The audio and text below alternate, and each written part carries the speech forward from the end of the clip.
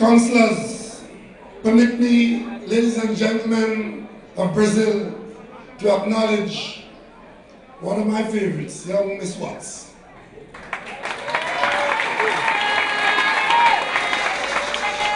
And if anybody is anybody's hero, she's my hero.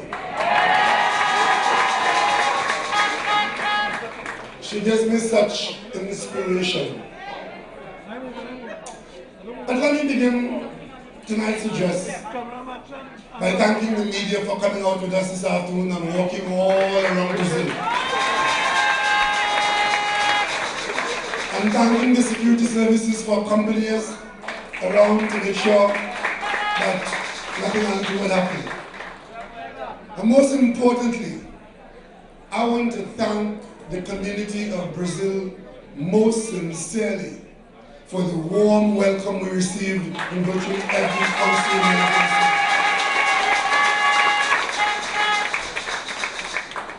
You will have heard the Monday night rant every Monday night in recent times. And you would hear those who are opposed to us giving you advice about me. But I have some tunes for them. Tonight, we want to sing Don't You Worry About a Thing.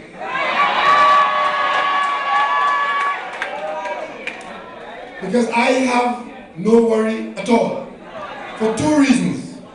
One, I could afford to lose office, as I did in Tobago in 1981, as I did in Diego Martin in 1995, and in 2010, after the results are known, I get up, I go home, I bathe, I go in my bed, hug up my wife, and sleep.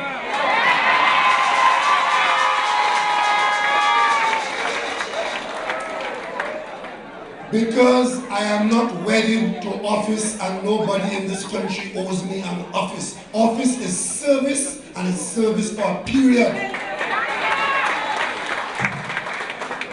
And my approach is, if you're in service for one day and you have the responsibility for one day, then as my grandfather taught me, then you serve for that day. And if you are in charge and you be in charge for that one day, you don't try to create other days by lying to people. Right now, this country, I was told tonight, because I wanted to find out what was going on. I was told tonight that this country is led by people who get their inspiration out of spirits.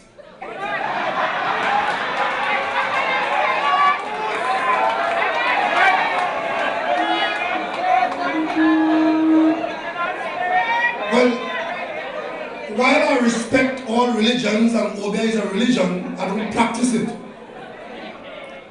But I believe that we have an inner feeling, and sometimes you can come face to face with that feeling.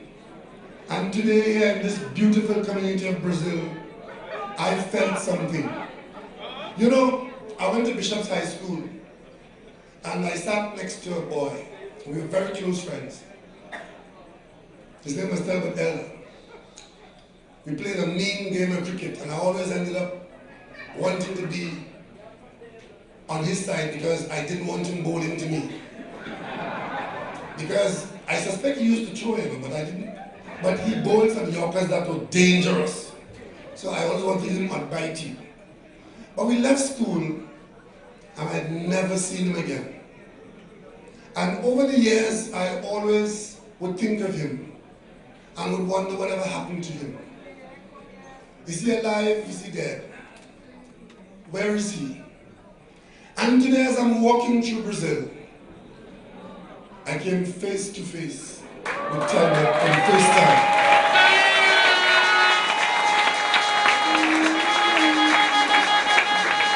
I have not seen him since we left school. And when I saw him today, a feeling came through me. And that feeling was, something good is going to happen to you.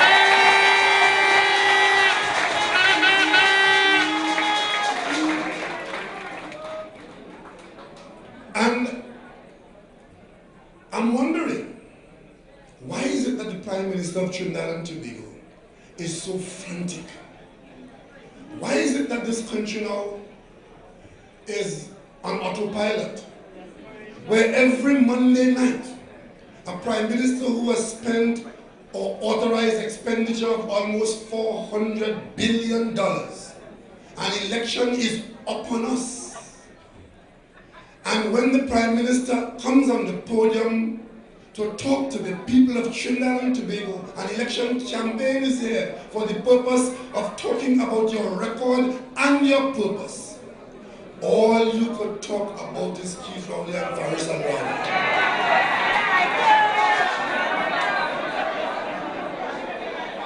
And what strikes me as odd is that people who are supposed to be sensible and serious says that the campaign for the election has been launched. What kind of campaign is that?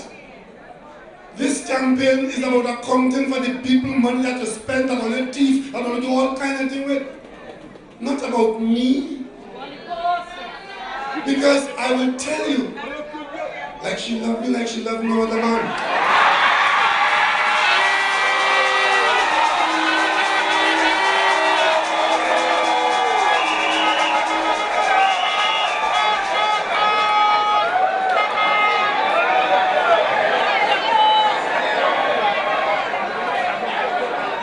And because she knows that I love women, she thinks I love any woman.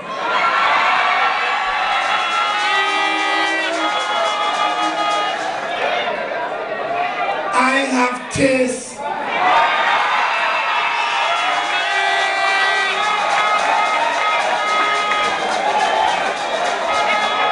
And when I don't take on, she unfurries back. But you know, all of this would have been funny if it wasn't serious. And tonight, people of Brazil, and those of you listening across Trinidad and Tobago, and all those of you who will hear this rebroadcast in the week ahead, listen very carefully to what I'm going to say to you here tonight. Trinidad and Tobago, our national assets, are being raped by unconscionable people.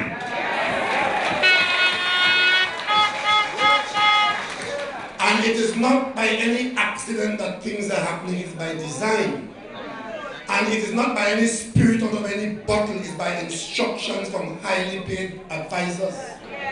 It is the highly paid advisors who tell her the way to win the election is to attack Keith Rowley, attack Faris, and give me advice. Let's put an end to this here now. Mrs. Kamla Prasad Bisesa, stop wasting your time by giving me advice. I want no advice from you. None whatsoever. Since you want a better leader for the PNM, when you have your own PNM, pick a leader. The present PNM, pick me.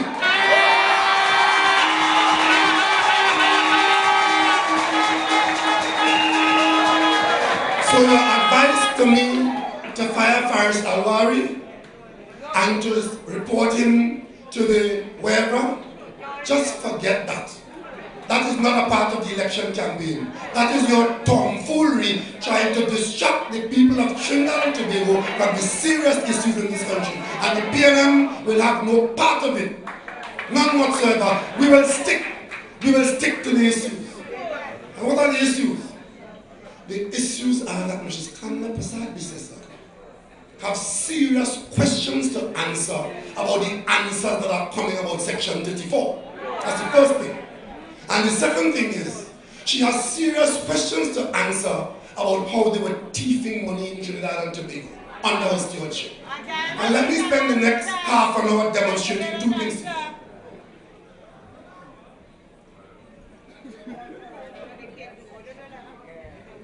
A few months ago, I told you that the government was using the National Gas Company as the party piggy bank. Remember that? Well, it's all hanging out now for us to see. And one of the reasons why she don't mind calling my name every night, and calling Faris' name every night, and raising all these stupid old talk stories, is because she doesn't want you all to focus on what is happening to you. The National Gas Company is the largest earner of money in Trinidad and Tobago for the government.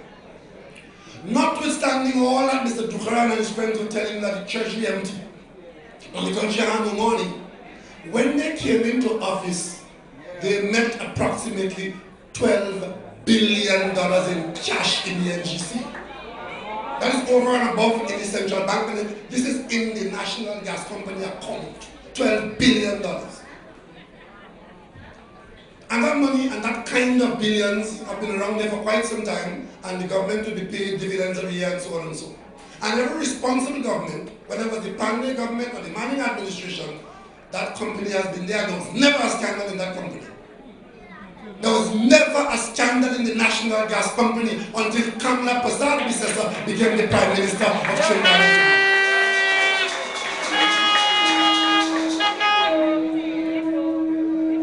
So, how did it start? It started with this government removing the board as they came in, new board. And then they took 10 months to appoint a board to that billion-dollar company. That is the first offense. This multi-billion-dollar company, this government of Kamla Persad took 10 months to appoint a board. And the reason why it took so long to appoint the board is because they wanted particular kinds of people to be on the board. This country, the vast majority of us here in Brazil and in Trinidad and Tobago are right-thinking, honest, decent citizens. So when they're looking for other kinds of people, they're hard to find. So they took 10 months to find a board. But in that 10 months period, Trinidad and Tobago lost $1 billion opportunity in Ghana. Our staff was in Ghana negotiating for Trinidad and Tobago to take involvement of a serious kind in the Ghanaian hydrocarbon industry. The president of Ghana sent an emissary to Trinidad and Tobago when nothing was happening to see the Prime Minister of Trinidad and Tobago, and the emissary of the president of Ghana could not see the government of Trinidad and Tobago. The Prime Minister eventually invited him to come and see him in the constituency office. The same place that she invites all the contractors to come and see them in the constituency office. You're working with the UFCL of a contractor, you have to go and see him go pissing in his constituency office. The government of Ghana sends a presidential emissary to Trinidad and Tobago, you have to go and see Ghana in a constituency office. And the president got fed up and dismissed Trinidad and Tobago. But in the meantime, she found the right man. She found Chan Shady Singh, and she made him chairman of the National Gas Company. One of the first things he did was to violate the benefit of the off-inquiry experience. I was the minister in a Patrick Manning government when one of our state enterprises, Udicot, was going astray. One. And there were serious issues about Udicot and ministerial control of Udicot and cabinet oversight of the projects that Udicot was doing. And true to my oath of office and no fear of losing office, I took issue with a PNM cabinet and a PNM minister, PNM prime minister. There was a commission of inquiry into Udicot and the chips fell where they may. But arising out of the Udicot inquiry was an understanding that Calder Hart was sitting on the tenders committee as chairman of Udicot. Remember that? And that was frowned upon and found to be unacceptable governance, and as a result of the off-inquiry, Trinidad and Tobago should never have got back to a situation where a chairman is sitting on a tenders committee or an audit committee. But she found Chan Shady Singh. And tonight I want to ask Mrs. Kamla Persad, all the advice she's giving me about what to do with Faris, and whether what Faris said in the parliament violates her code of ethics and whatever. She didn't know nothing about code of ethics in parliament when Jack Warner was a minister. When I told her, Mrs. Persad in June 2010, you are violating the code of ethics of parliament by making Jack Warner a minister of government while he was a VP in FIFA. She had no interest in code of ethics. But Faris responds to a matter before the Parliament, makes his presentation on the matter they brought to the Parliament, and she sees a violation which requires him to be removed from the Senate and to be removed from the San Fernando West. But she didn't see that. But this I have in my possession here is a document called State Enterprise Performance Manual. This is a manual prepared for the management of state enterprises. And the of inquiry reported in 2009. This edition is 2011. And for the benefit of Trinidad and Tobago, we paid millions for that experience. And I paid in my ministerial office for that experience. And in this document, under Audit Committee, it specifically says that the chairman of a state enterprise must not sit on the Audit Committee. Tonight, when you have your next Monday night rant or before Mrs. Prasad Bisesa, tell this country if Chan Chedi Singh ever sat on the Audit Committee of NGC. Tell us that. And tell us if he did not remove the long-serving auditors who serve NGC through all those quiet, non-corrupt years and replace them with another set of auditors. And ask yourself, the same way you ask yourself, what is the Prime Minister doing all this for now? Ask yourself, why was the chairman doing that? But you see, over and above all that interference with the audit structure of the company, which was laying the groundwork for mishandling of funds in the company, in 2015, in the election season, NGC audit report leaked out in the Express. And do you know what I call that? I call that caca walk.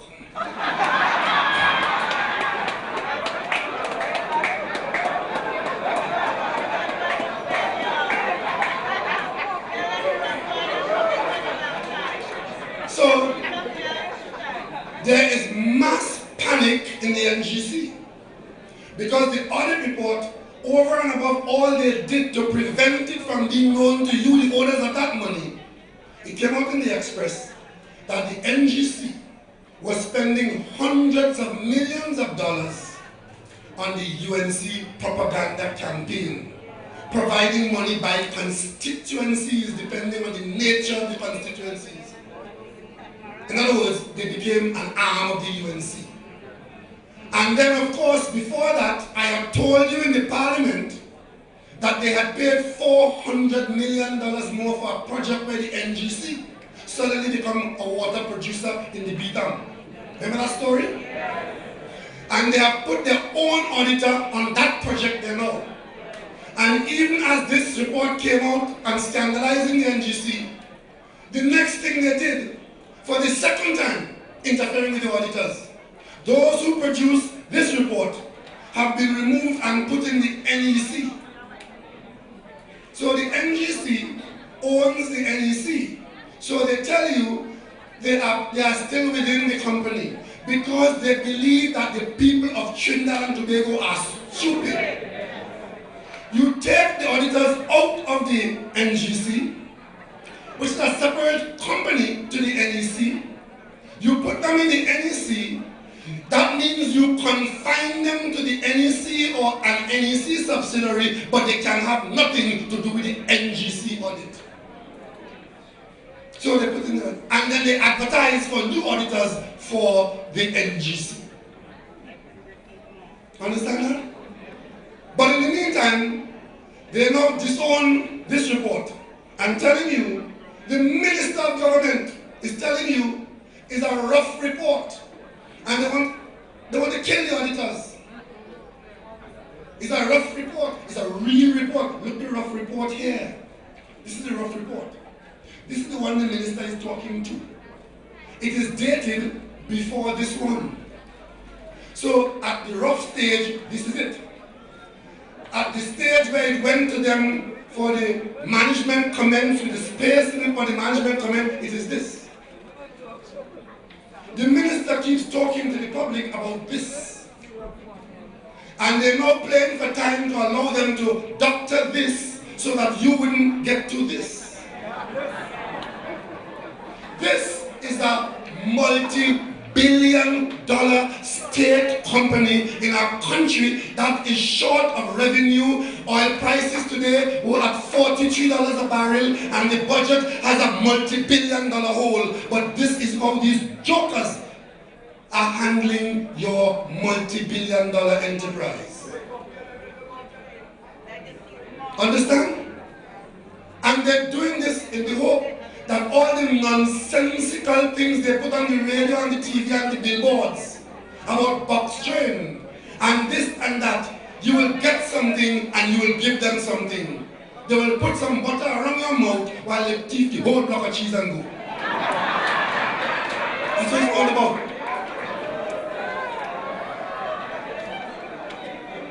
And then you are having to watch the spectacle of your parliament, not for the first time, being used for foolishness about a motion of no confidence in the opposition leader.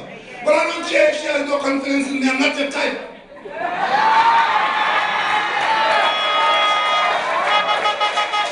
The things that you want done, have no confidence in me to do it. I'm from West Northern Tobago, and I want Maxi Coffee to represent them here in Brazil. He's not your type. So we expect them to have no confidence in me, but we have confidence in the people of Trinidad and Tobago.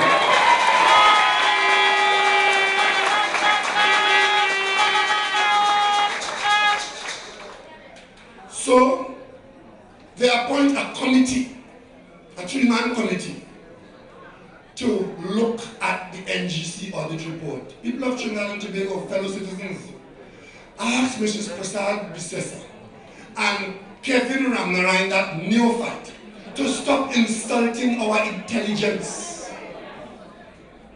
The auditor is the person who looks at the company's operations. There is never a situation where you get somebody to go in and look at the auditor. It is the auditor who looks at the company. And when the auditor finds something and says to the management, answer that, you answer. You don't bring in somebody to audit the auditor.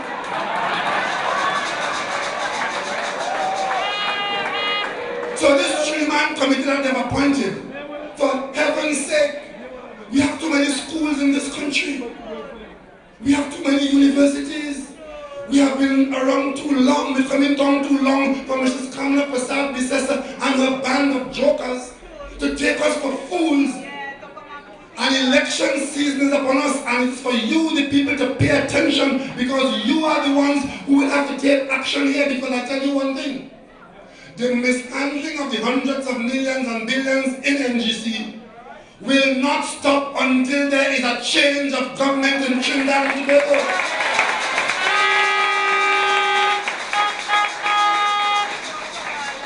And if you don't believe me, put them back there again. Put them back. Then you will know where barley grew.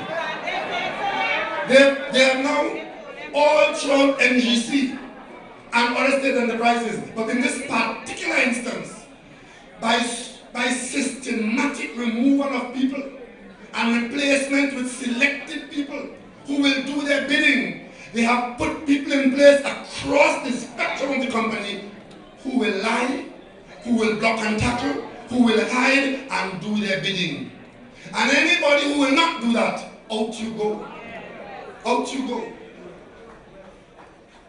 And if they have to pay millions in compensation, they pay. Because you, the taxpayer, pay. And they get somebody to do their bidding. And the rape continues. And the pillage continues. I want to repeat it. The only answer to the problem at the NGC is for there to be a change of government of Trinidad and Tobago. That government to appoint a new board. That new board to go in there and conduct the business according to this manual. If there's an election day here in this country, and at the end of that day, which still has 24 hours, there is no one to insist that this manual is the yardstick by which they operate, and that these audits and the auditors are not terrorized. Business as usual. I want to tell Mrs. Prasad Bisesa something. She have a habit of going about and talking about who fit to be Prime Minister and who didn't fit to be Prime Minister. I don't want to get personal on this matter, but it's public business. Patrick Manning was Prime Minister for 3 terms. He lives in an apartment in San Fernando. Nice one, but an apartment nonetheless. George Chambers was Prime Minister in this country. He lived in his house in Santa Margarita, like the rest of Santa Margarita. After Napoleon Raymond Robinson, that eminent Tobagonian, was Prime Minister, he had his house in LSD Park, and Bas Diopande still has the same house in the Philippines. The only Prime Minister of Trinidad and Tobago who came into office and apparently was paid with elastic is Kamla Prasad Bisasa. She either gets paid with elastic or rubber, because she was able to move from where she was in Pinal to a palace in Philippines with no questions asked, except that the contractor who built it couldn't afford to let his name be seen on his own equipment. He painted it off.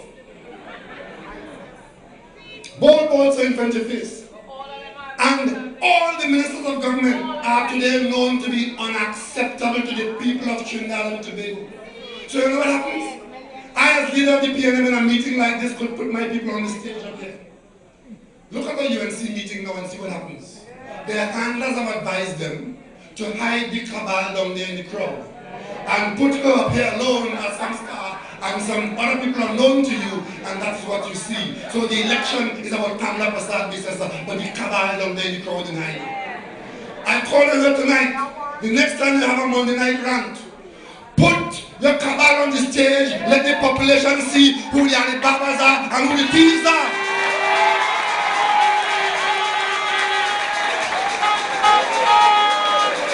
Let us match it party for party. I will put Faris Alwari, Jennifer Batiste, Franklin Khan, Fitzgerald Hines, Kazim Hussein, Anthony Garcia, Ansel Antoine. I will put them on the stage because we have no shame and no fear of those who represent the PNM. And when I put my line up there, you put Devan Maraj, put Suj Rambachan, Munial, and so many people in this country with stoops. But the handlers have told them the way to hide them is to hide them in the crowd there. And they prepare a TV program to show you yellow flags waving. Yellow is the flag of cowards, I tell you. And red is the blood of the land.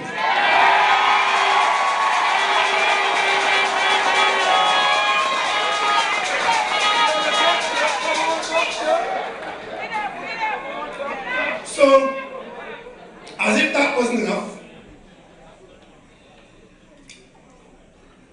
just before 2010, we all knew that there are times, every so often, when the government has to hire lawyers outside the Attorney General's office.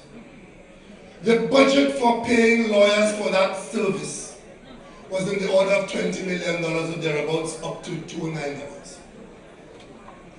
Because of the off-inquiry, which is a one-off thing, in 2009, that budget went up significantly.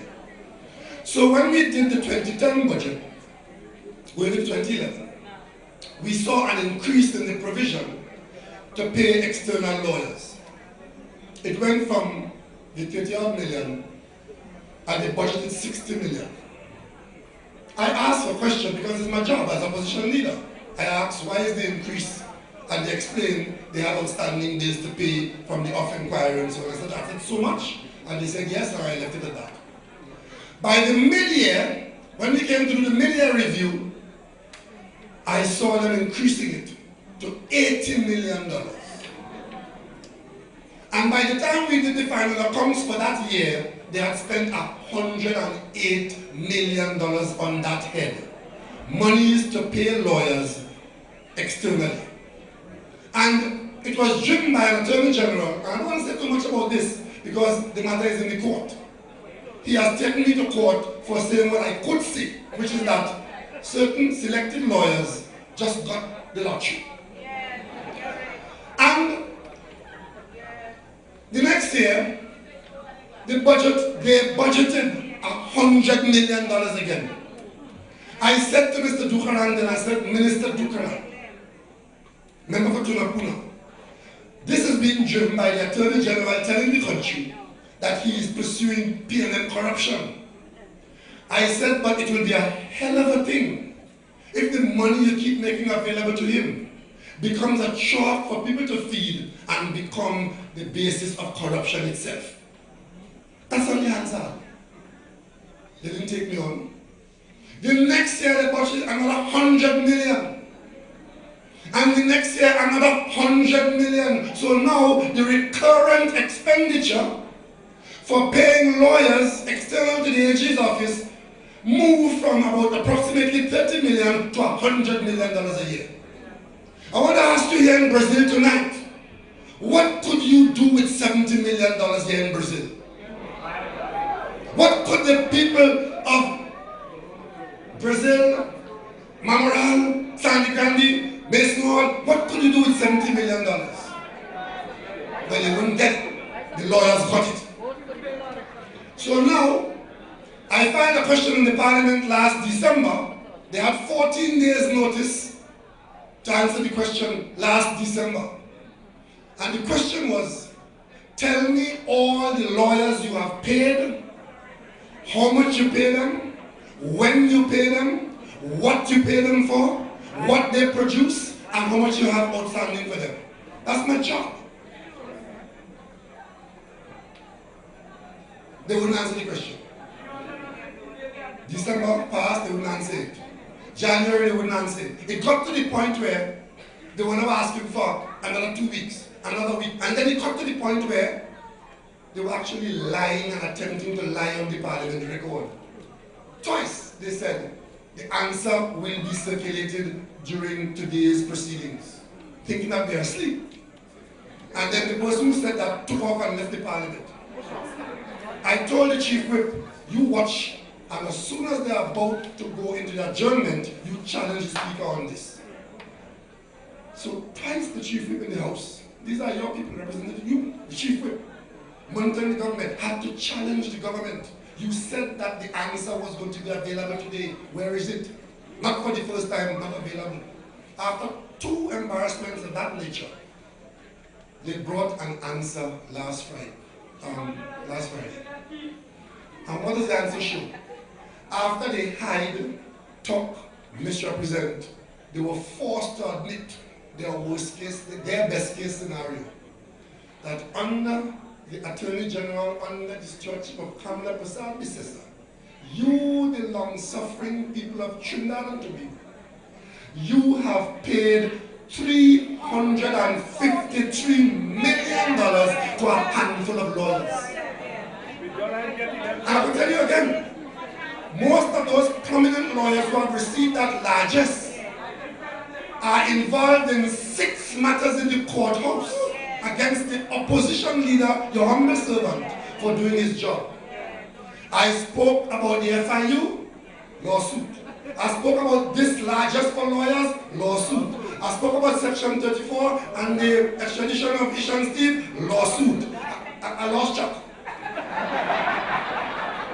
6 or 7 lawsuits. But we intend to defend every single one of them because we believe that you, the people of Trinidad and Tobago, you deserve answers.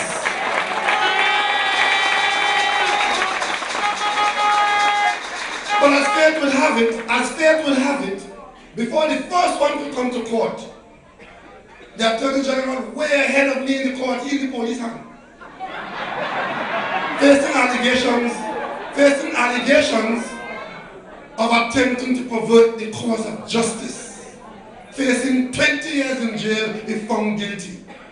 So you understand now why the Prime Minister, when she comes to Brazil to speak to you, can't speak to you about the public money, can't speak to you about her ministers and their own record, can't speak to you about her stewardship as Prime Minister of Trinidad and Tobago, can't come to you for an Attorney General who is today like a common or garden, whatever. He has to talk to the police about attempting to pervert the cause of justice. What a disaster for Mrs. Kamala Prasad Bisesa.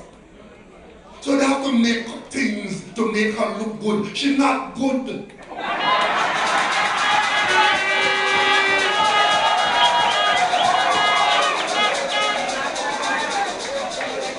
All that has happened is that she's now showing you her real metal.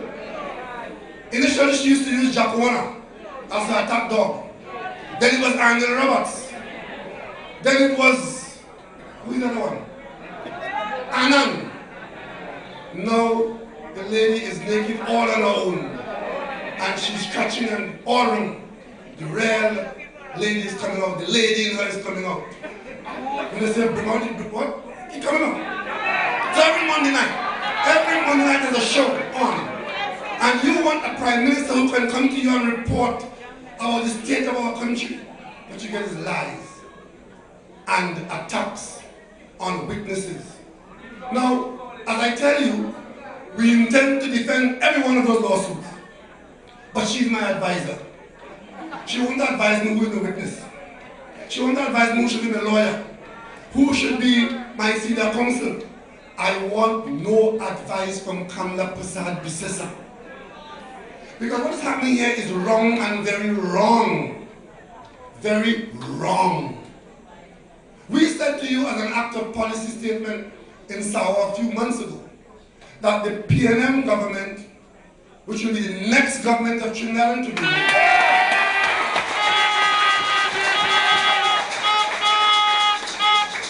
will enact into law whistleblower legislation. And I told you that we had a draft because this country needs whistleblower legislation, and we commit to that. Because if you don't have whistleblower legislation to protect people who know where the wrongdoing is, then the kind of terrorist tactics that Mrs. Prasad Bisesa and her crew carry on with now will terrorize people like the NGC auditors to know where wrongdoing is, but to be afraid to talk because there's no protection. We of the PNM will give every single person in this country protection. If you know where wrongdoing is, then come forward and be protected. I can advise you tonight that I've received a very good model of that legislation over and above our initial draft. We are now looking at the whistleblower legislation from Malta. And I've passed it to our lawyers to see how it fits into Trinidad and Tobago's governance structure. Because one of the first things we'll do on coming into office is enacting whistleblower legislation.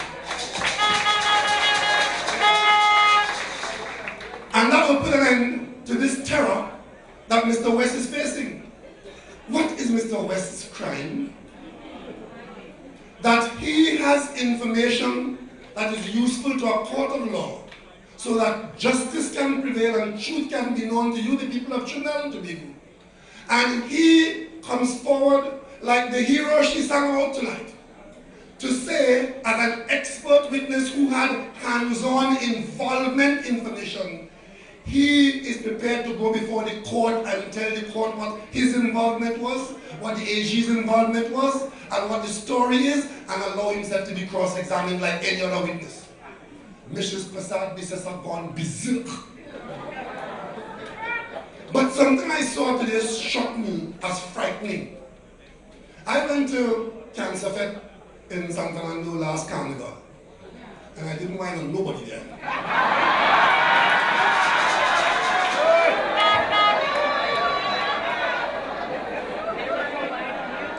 And throughout the night in Cancer Fest, a certain Larry Lala, who every so often is a UNC temporary senator in the parliament, and is on TV speaking for the government. Nothing wrong with that. But this is a man who spent the entire fete accepting congratulations because he was supposed to be the Attorney General the next day.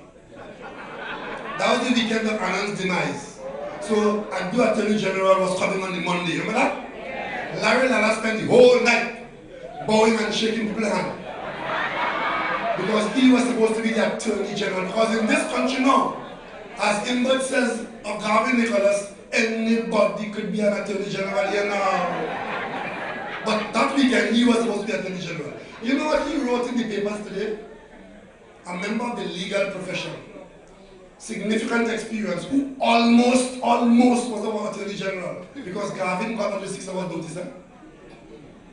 Garvin got up to 6 hours notice. Larry Lala was almost our Attorney General. You know what he wrote in the papers?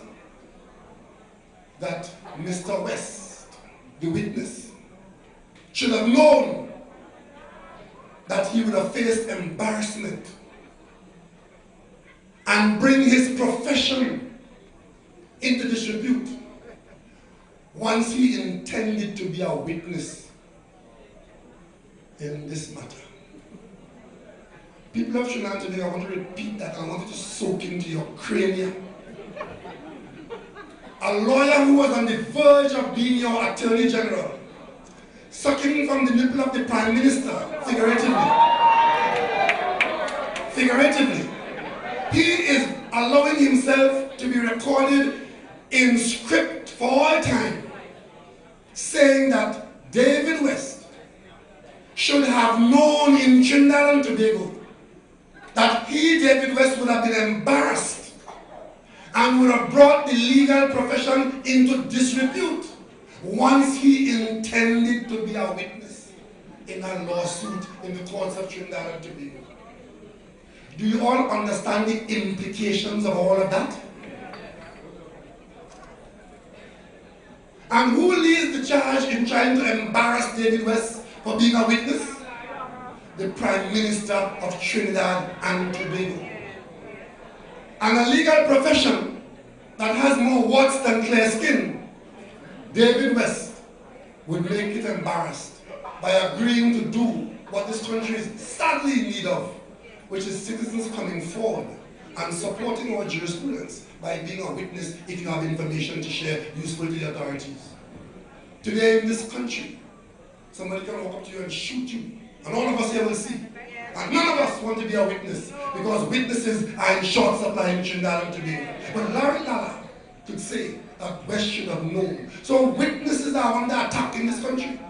And the market behavior, I know some market vendors in some places who would match the behavior of the Prime Minister now.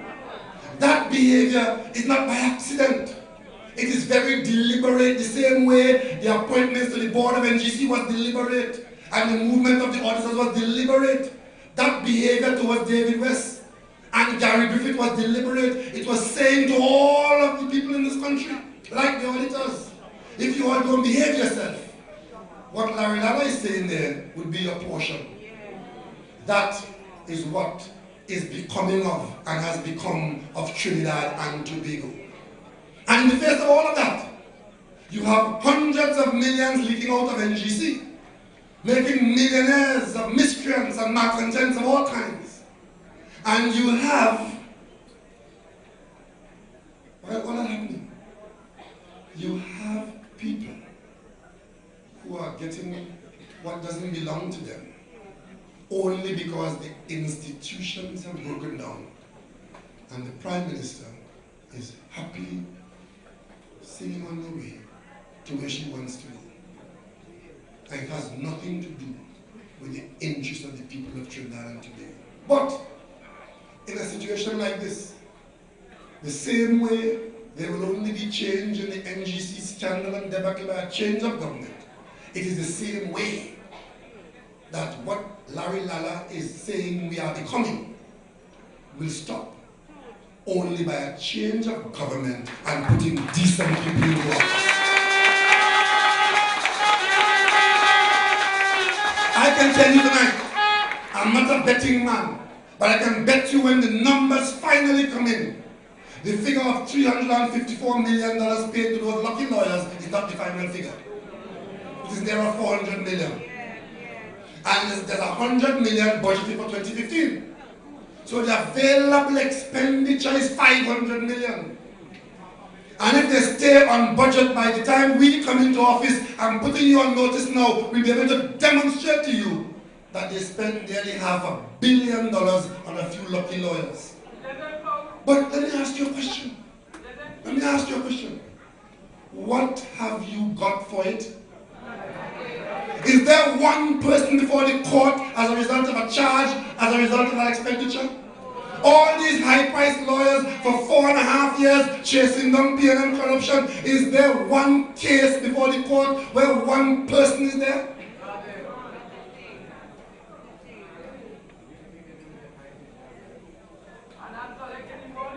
$400 million. Yet again, $400 million, and you have nothing to show for it. But there are people who are telling you that you should vote them back into office. And there are people who intend to vote them back into office. Thank God Almighty, that the majority of people in Trinidad and Tobago are decent, right-thinking citizens who want no part of it.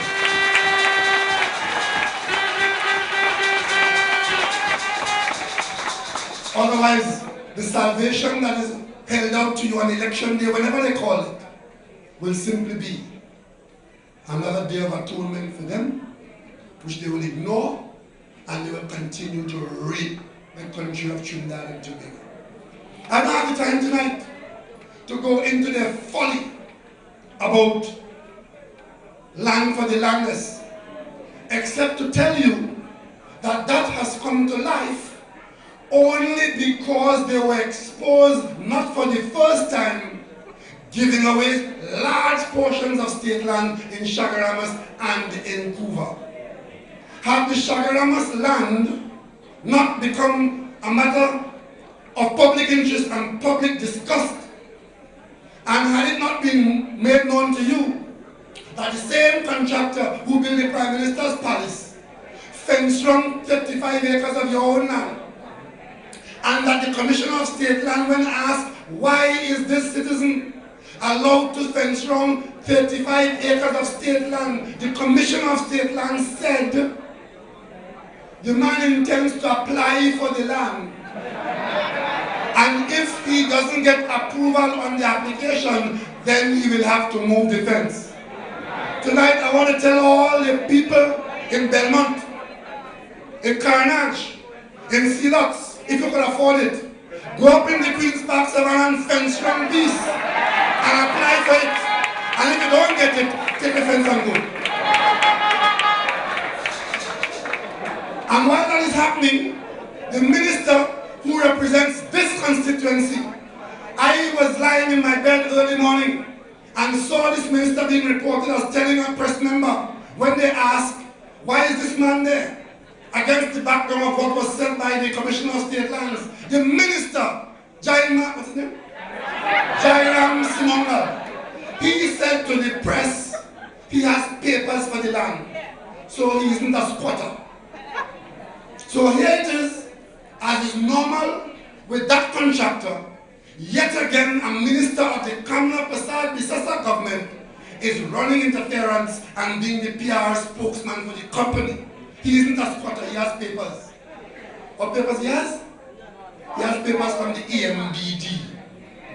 Well, fellow citizens, let me educate you all again. There is not 1 square foot of land in this country that is vested in the EMBD. All those lands are vested, the Commissioner of State Lands. And any paper that EMBD gave that contractor is questionable and facilitated. But then the Prime Minister joins in and uses a Prime Ministerial bully pulpit and says, he has papers.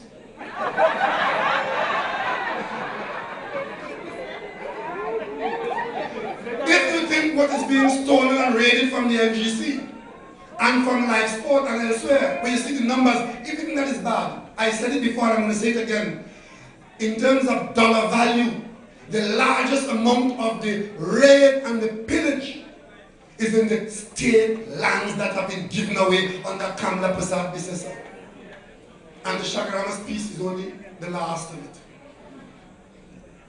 The last of it. We didn't join in the march because we didn't want to go off half-cocked.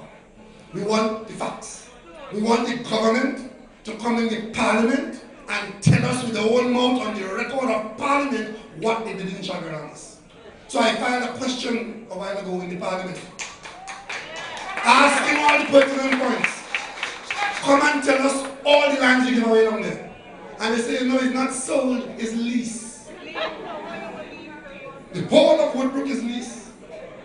The house I live in that I pay Whatever, my whole life I pay on it is a lease land. But they tell you it's a lease. Yes, they lease it. Huh? They disposed of it. Tell us who got it. Tell us what system you use. Tell us what were the terms of engagement. And tell us if you comply with the law. And tell us when the cabinet approved it. That question has been filed. Because you see, because the people of this country have been taking so much blows and not responding to this government, they go from strength to strength. When they gave away 75 acres in Tucker Valley to a COP favorite, I filed a question in the parliament and I asked the Prime Minister, did the cabinet dispose of that land? Did the cabinet approve it? They said yes, it was disposed of, and they stopped the answer right there. So I had to conclude on my own that since they couldn't tell me the cabinet approved it, it was done without cabinet approval. And that was being done by the board without cabinet approval. You heard tonight, Mrs. Baptiste Prime was saying, I've been around a long time. That's true. And by virtue of being around a long time, I've seen a lot. Not as bad as this, not nearly as bad as this. But I've seen that any land from Chagaramas requires cabinet approval. The board could agree as to who they want to give the project or the piece of land to, but it requires cabinet approval. Under this Prime Minister, they turned the board loose. And if it was a normal board, I wouldn't mind. First, there was a board that was crashed under corrupt practice. And now there's a board populated by a man who in 2015 calling people in Trinidad and Tobago nigger. A man who goes on Facebook as a member of the board of Chagaramas, giving away our land. The land that Eric Williams and the PLM fight for, when all of them was fighting the PLM against that. And he goes on the board and telling a man never died like a old nigger. And let me tell the press something, there is no such word as the N-word, that's American. The word he uses is nigger. A member of the board of a state enterprise that is so offensive to the people of Trinidad and Tobago. Tonight I want to congratulate the Minister of Planning and Development for swiftly removing such scum from the face of the board of the XCU.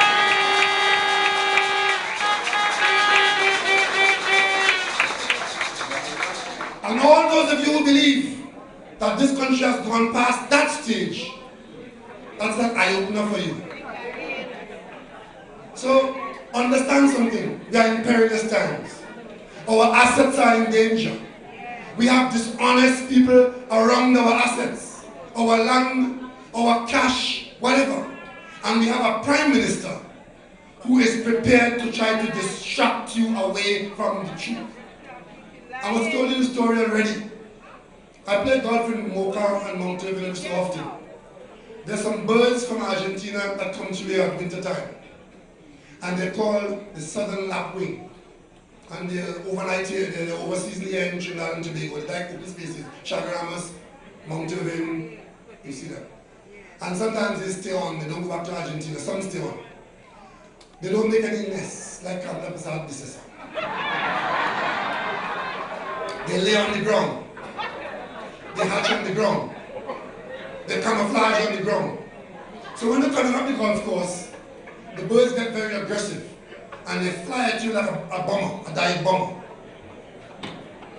And then when that doesn't scare you off, it drops a wing as if the wing is broken and starts limping on one leg and it's going away in that direction. Now if you try to catch it because it's wounded, it just keeps running ahead of you. If you want to find the egg, go back there. Wherever it's running away from with the broken wing, the egg is in the other direction. Wherever you see it limping and going away, the chick is in the other direction. Kamla Prasad Bisesa and a bunch of kleptocrats are our version of the southern lapwing.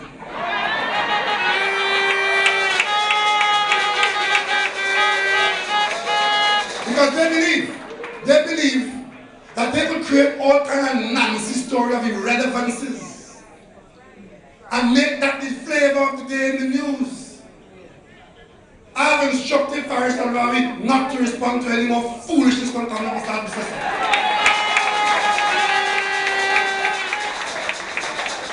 If she has a problem, she has it still. And if she could find a candidate in San Fernando West, bring him, bring her, there's licks in your waist, licks in your face, and licks all over your paper place.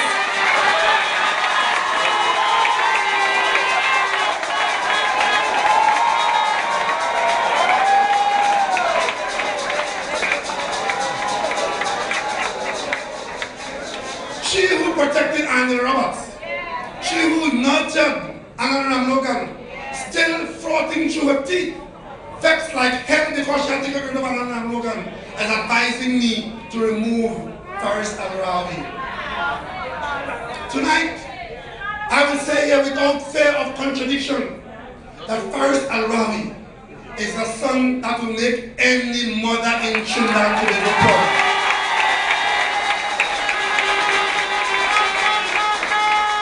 And contrary to what they have been saying, I have not removed Faris Al-Rawi as my lawyer.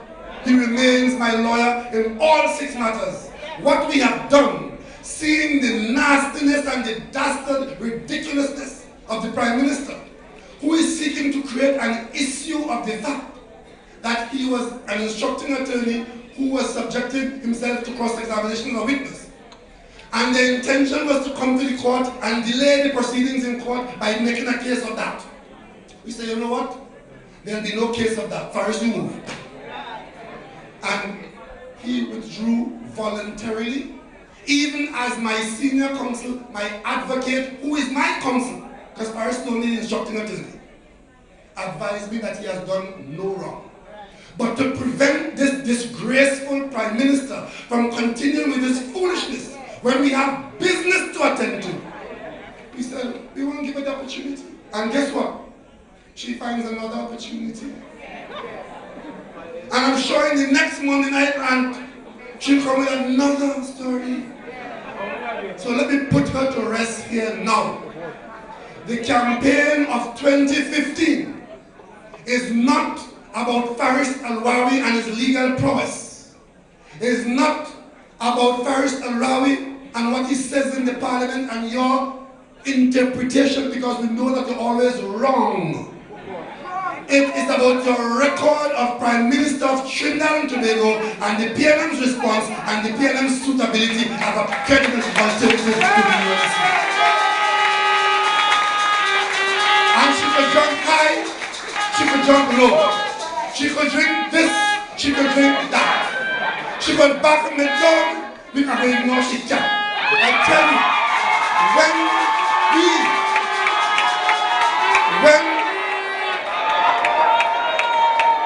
the election is upon us and the PNM is ready, able, willing, prepared to defend the people of Trinidad and Tobago against this scourge. So Brazil, Talparo, Maboral, wherever you are in this constituency and across Trinidad and Tobago, in the same way the people of Brazil intend to vote for Maxi Coffee as the next member of parliament for Lahoketa Talparo, and the same way they intend to give the PNM responsibility and victories across Trinidad and Tobago. You, the people of Trinidad and Tobago, I ask you tonight to ignore the tomfoolery, the expensive $1 million tomfoolery of Kamala and her puppets, and focus on the issues that you have to hold them accountable for. And when the election is called, you come out in your numbers, bring out your friends, bring out your family, bring out your neighbors, bring out the citizens of Trinidad and Tobago, and vote them out. Vote them out. Vote them out. Vote them out. Vote them out. Vote them out. In the meantime, so tonight, I want to thank you all very much for coming out here in such large numbers and for paying attention to your business. Do right. Do right. The PNM is the right party, and Trinidad and Tobago is the right country to defend. Thank you very much. Great is the PNM. Great is the PNM, and it shall be.